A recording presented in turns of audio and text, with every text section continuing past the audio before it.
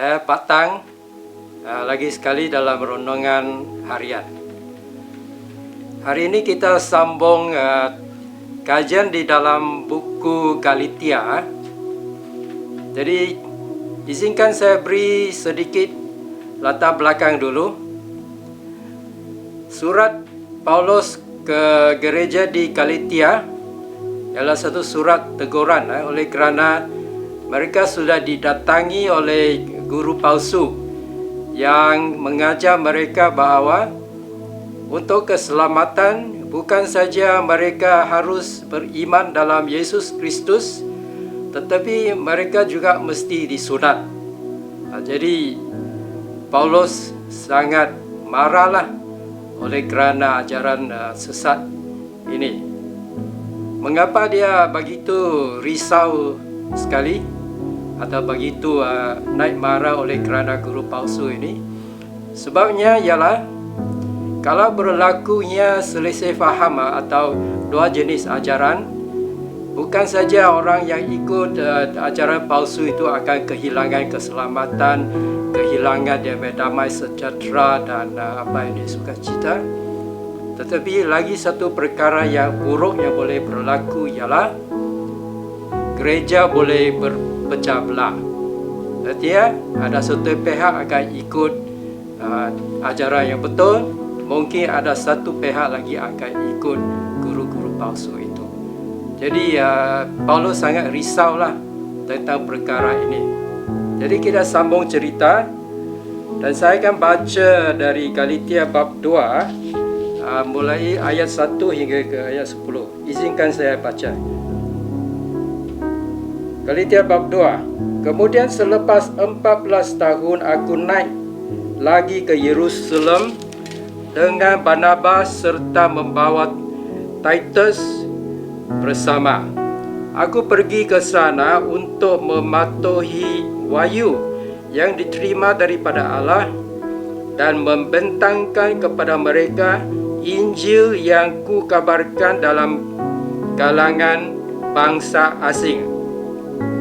Tetapi aku melakukan ini secara bersendirian kepada orang yang terkemuka, takut kalau-kalau pekerjaanku sia-sia, baik pada masa itu maupun sebelum itu.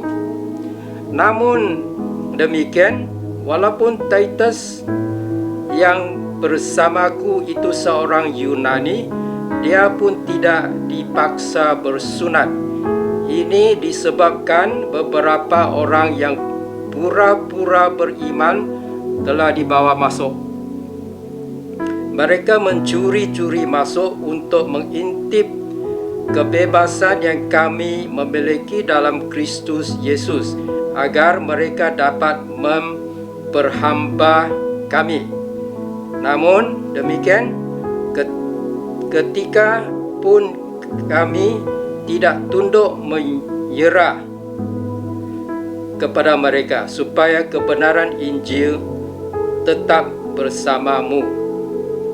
Tetapi daripada orang yang kelihatan berwibawa, walaupun apa mereka, sama saja bagiku. Allah tidak bersikap pilih kasih kepada sesiapa.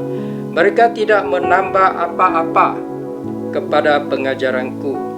Sebaliknya, mereka menyedari bahawa penyampaian Injil kepada orang yang tidak bersunat telah diamanahkan kepadaku, sebagaimana penyampaian Injil kepada orang yang bersunat telah diamanahkan kepada Petrus. Kerana dia yang telah bekerja dengan berkesan dalam Petrus bagi pengutusan kepada orang yang bersunat telah bekerja dengan berkesan juga dalamku bagi pengutusan kepada orang yang tidak bersunat. Dan apabila Yakobus, Petrus dan Yohanes yang dipandang sebagai tiang asas yang kukuh menyedari kasih karunia yang telah diberikan kepadaku, mereka berjabat tangan denganku dan Barnabas sebagai tanda persahabatan, supaya kami pergi kepada bangsa asing manakala mereka pergi kepada orang yang bersunat. Mereka hanya meminta agar kami ingat akan orang miskin, sesuatu yang sememangnya hendak ku lakukan. Okey, jadi apa yang kita mau buat sekarang ialah tengok apakah peristiwa yang berlaku di dalam 10 ayat yang saya baca tadi. Apa yang berlaku, peristiwa apa yang berlaku di petikan ini yang menunjukkan bahawa dalam pandangan Tuhan dan pandangan Paulus, perpaduan gereja itu adalah satu perkara yang amat penting. Okey, apakah peristiwa yang berlaku yang menunjukkan itu? Bahawa perpaduan gereja adalah sangat penting. Peristiwa yang pertama yang berlaku ialah Tuhan campur tangan.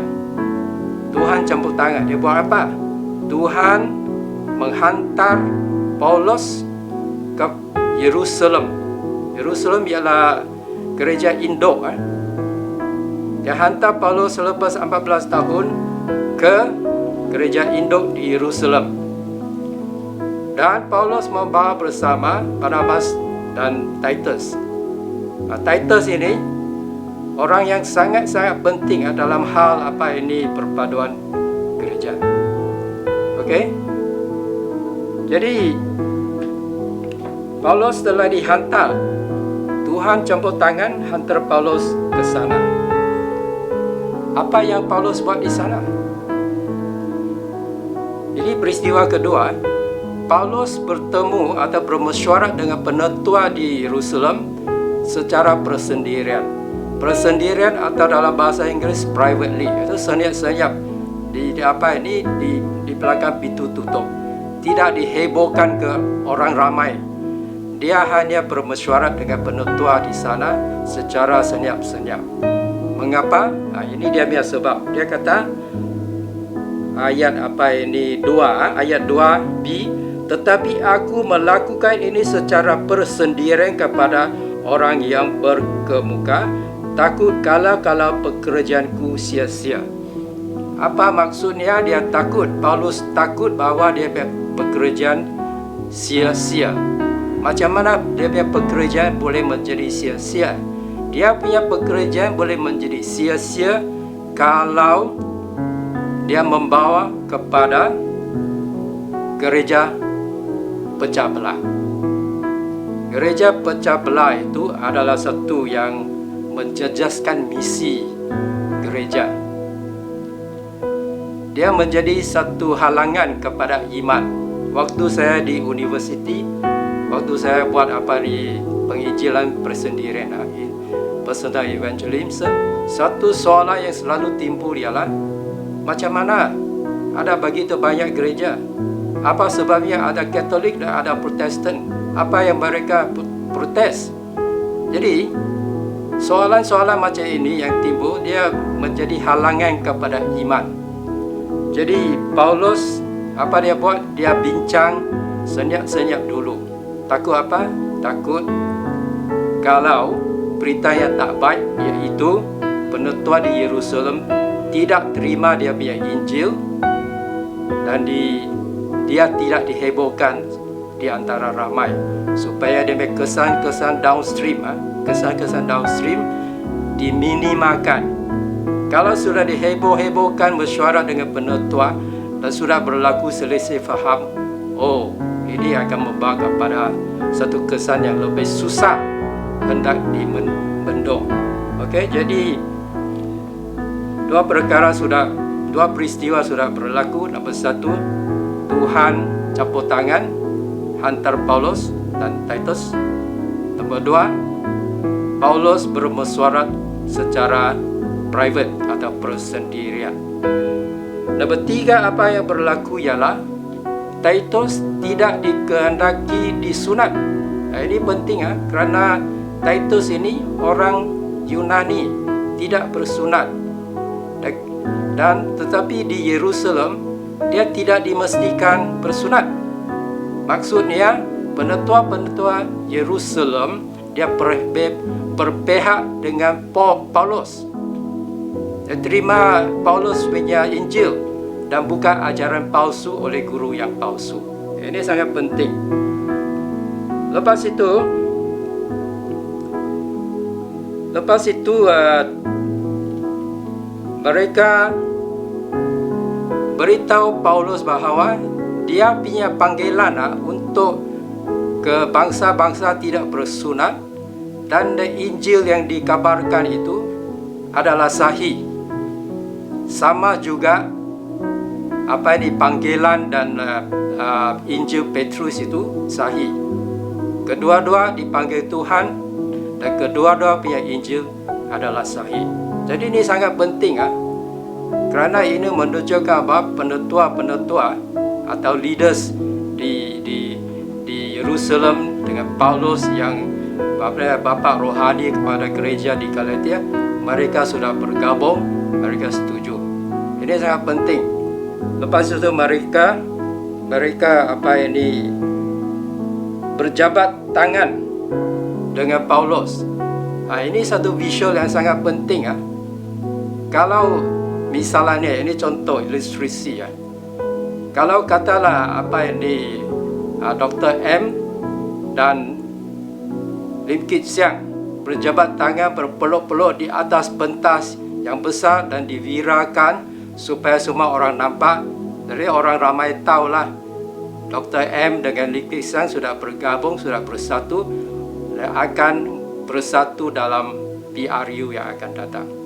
Jadi ini satu visual yang sangat penting. Jadi di sini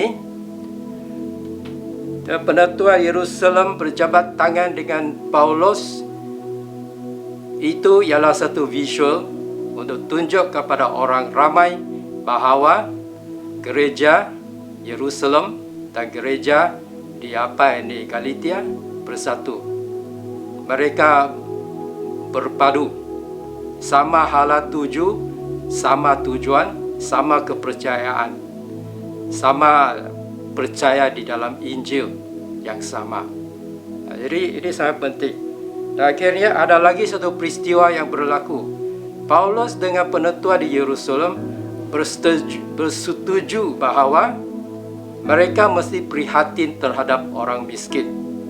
Jadi 6 perkara yang berlaku, 6 peristiwa yang berlaku di dalam 10 ayat di bab 2 Galatia ini menunjukkan bahawa perpaduan gereja sangat penting dan adalah sesuatu yang diutamakan.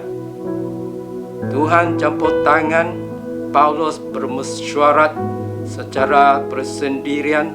Titus tidak dikehendaki bersunat. Mereka akui Paulus punya panggilan dan Injil. Mereka berjabat tangan, mereka setuju mesti prihatin terhadap orang miskin. Jadi itulah yang menunjukkan bahawa dalam pandangan Tuhan dan Paulus, perpaduan umat atau perpaduan gereja, church unity, adalah sesuatu yang sangat penting. Jadi apakah aplikasi untuk kita? Aplikasi untuk kita ialah kita di sini sekarang mesti juga pelihara kesatuan gereja. Kita mesti memelihara perpaduan gereja. Jangan lakukan apa-apa saja yang boleh membawa kepada gereja pecah belah. Tetapi sebenarnya gereja sudah pecah belah lah. Okey, ada banyak gereja. Ada Katolik, ada Protestan. Itu ruang atau gulf atau jurang yang paling besar sekali. Tetapi di dalam usaha untuk mencapai perpaduan, kita mesti tahu tentang satu hak yang kita nampak di sini. Di dalam ayat 5, Paulus laporkan kepada di gereja Galatia macam ini. Namun demikian, saya baca ayat 5. Namun demikian seketika pun kami tidak tunduk menyerah kepada mereka, supaya kebenaran Injil tetap bersamamu. Jadi di sini kita nampak satu hak. Jihad itu ialah mempertahankan apa yang benar. Kalau demi untuk mencapai perpaduan gereja, kita berkompromi dengan apa yang palsu, kita sudah melintasi had itu. Itu tak boleh. Jadi, ya, perpaduan gereja penting dan kita mesti cuba. Tapi jangan cuba bersatu dengan apa yang palsu. Okey? Nah, inilah ajaran aplikasi untuk kita.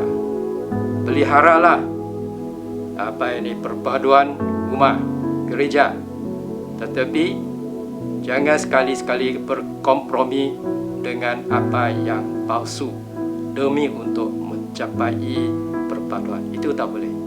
Tuhan berkati.